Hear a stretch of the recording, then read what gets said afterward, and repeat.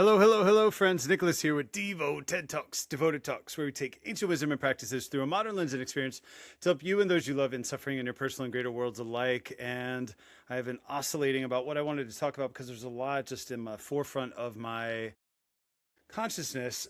But I think I want to go down the pathway of talking about things that I've been dealing with lately. So over the year last year, and I think I've briefly touched on it, you know, in the last several episodes, if not more recently. But I opened the business and then I had help and then I didn't have help and I was hanging on by the skin of my teeth. I was just surviving and I was trying to get by. And I was letting things pile up. Things were getting dirty. Things were not functional, but I could only do what I could do. And I would get upset at myself to the point that I would eventually just kind of shut down. And then I really couldn't get anything done. And then I would either, seek comfort food in one way or another. I would seek things that would make me feel better and or not feel great, not feel anything about what it was that I was doing, but rather get into this place of disconnection with it so that I could just keep going and keep, rolling with it because I still needed to keep the business running and keep doing the things. And then over the 4th of July break, I decided I can't, things aren't coming together easily and it doesn't feel smooth. And I'm not going to be able to do all the things I need to do around the studio and get stuff clean and then leave my house. So I did a staycation and I started making headway into things. And I have been able to, through the fact that summer is just not quite as busy, get stuff done in little pockets and little droves and little pieces that has kind of brought me back to a space I was, somewhere mid last year. And so now with a couple more weeks before I go on vacation to see my sister, because I still am going to get one, which is great. I have been able to set things up and get prepared to go so that when I leave, I don't have to think about anything here. And so it was very interesting to see myself get to that place. But 4 weeks ago, man, everything felt so overwhelming, right? Everything felt like, oh my gosh, how am I supposed to do this all? Because I was trying to be at the finish instead of where I was. And that's something that I was talking with a client about today, where it's like, yes, life is challenging and hard, and we do want to get through the thing that we're going through, right? We do want to get on the other side of the thing we're going through, but we can't get to the end before we go through the middle.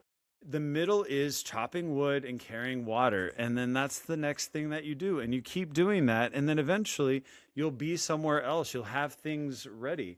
And so like last week, I found an infestation of cockroaches that was disgusting. It was disgusting and had nothing to do with me. It was that we have food waste outside and they wander in and they found a nice hot spot outside of my yoga room up against the wall that touches the yoga room. So it created this perfect environment for them to reproduce in. So I cleaned up their mess and then I was able to organize and shift things that had been bugging me, having piled up in the office. And so now that's done too. And so the cockroaches could have been, oh, that's disgusting. And oh, just one more thing I got to deal with and blah, blah, blah, blah, blah. Or it could be, oh, I'm kind of glad that happened because it forced me in that hour and a half to do some things that needed to be done. And now it's done. So context is everything, but why do we have to know the context before we feel good about it? What if we had a more bird's eye view of everything and think, this is happening for a reason and have faith in that and have belief in that? Because sometimes it feels personal when life is coming at you and the things are happening to you. And I get that. Like nobody's saying you're not going to feel certain ways at certain times, but what you do is create these structures to help you get through no matter what is going on. And no, that's not right. I mean, it is right because that is what you're doing. You're getting through and getting by, but it's deeper than that. It's more than that. It's getting these habits in place so that when other things do happen, you have the wherewithal to handle them. If you're just surviving and something happens, right? They say some families are only a $500 unexpected bill away from bankruptcy. And that's crazy, but it's the same thing with our energy.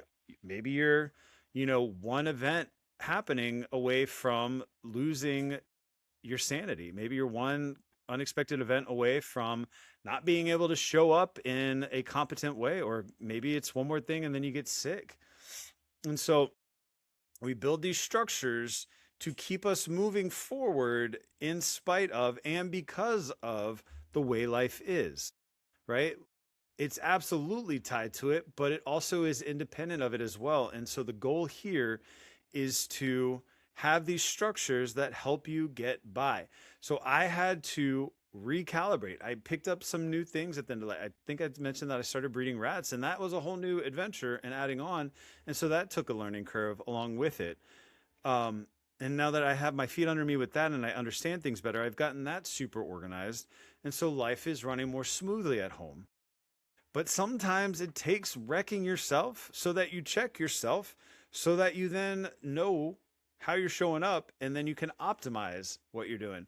And so it goes back to the DIVO method: detoxification, integration, vitalization, and optimization, DIVO. And so you got to get rid of things so that you have space to learn more and integrate more.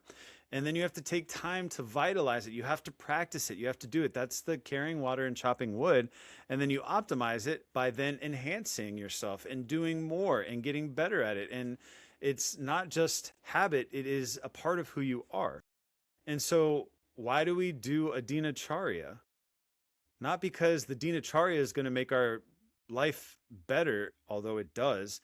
It's about who you become in the practice of it regularly, and how you come to know yourself in the practice of it regularly, so that when you show up to life, you already know what's up, right? In life, I'm scared of not very many things, but I'm scared to live a life ignorant of who I am. Because life is hard when you're ignorant of who you really are, because then you're either trying to be someone you're not, or you're relying on other people to tell you who you are, instead of that internal locus of control that I am who I am and I will do as I do. And that might sound selfish or come off as selfish, but you can't help anybody if you can't help yourself. So it is better, logically and inherently, to take care of yourself.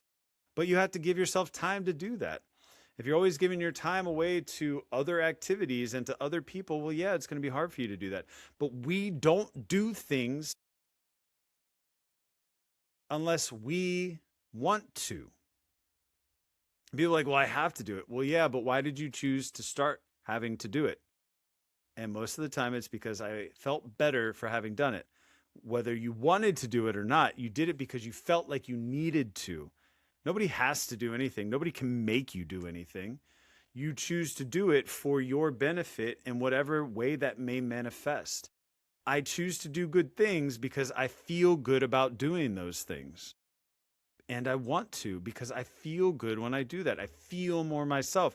I feel something for having done it. And that's true for everybody about most everything.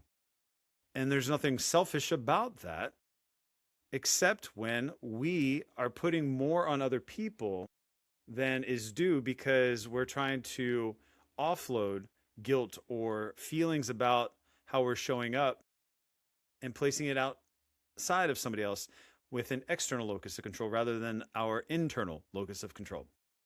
Now, to wrap it all up and bring it all together, do what you can do. Recognize when you need more time to do things. Prepare and plan and project in a way that you can know how you're going to show up. I thought I could get all this stuff done because I wanted it to be that way, because I wanted to feel a certain way, to go to the beach, to be with family. But that wasn't what I had prepared myself for. I prepared myself to have to stay home for the act of getting the stuff done that I hadn't been getting done. Right? What manifested what is what I had been preparing for. Now, I could sit back and be like, oh, I'm such a failure, and oh, I didn't do that, and I didn't prepare well enough, and I didn't do this, and I didn't do that. Or I can go, you know what? Everything happened exactly as it was supposed to.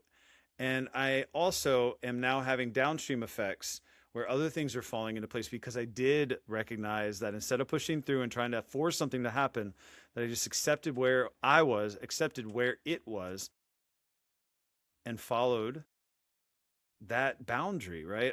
I couldn't do it, and I wanted to so bad, but I couldn't because of all of the other details. And so to be respectful of my family and myself, I did what I needed to do in that moment because it seemed like the easiest pathway to getting past things that had been holding me back. And again, we don't do things for other people because we have to. We do them because we want to, because of how we feel in relation to that. And in this instance that I've been giving an example of, I needed to do this so that I felt better for me, that I was giving myself the care and not just the business and not just other things in my life.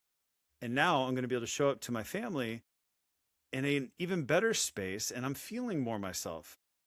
And was it wrong for the things that have happened the way they did if I now feel as good as I do now? Only people that are in that situation can make that deliberation. And I know for me that the truth is simple. I couldn't be where I am right now if it hadn't worked the way that it did. And I know that if I hadn't found that cockroach infestation, I'd probably still be staring at the boxes going, oh, I need to get that done. But now it's done. Same thing with the house. I stayed home and I wasn't working. And in my staycation, I was like, oh, I want to clean this up because I can and I have the time and I'm going to do it. And I didn't get as much done as I wanted to. Like I wanted to overhaul in that short amount of time, but I learned how to self-regulate in that moment by being gentle with myself and progressing reasonably. And now I'm in a better place. So you have to make that designation and choice for yourself. There isn't a right or wrong answer here. It is just what you're going to be living with after you make that choice. All right, friends, be well, be free.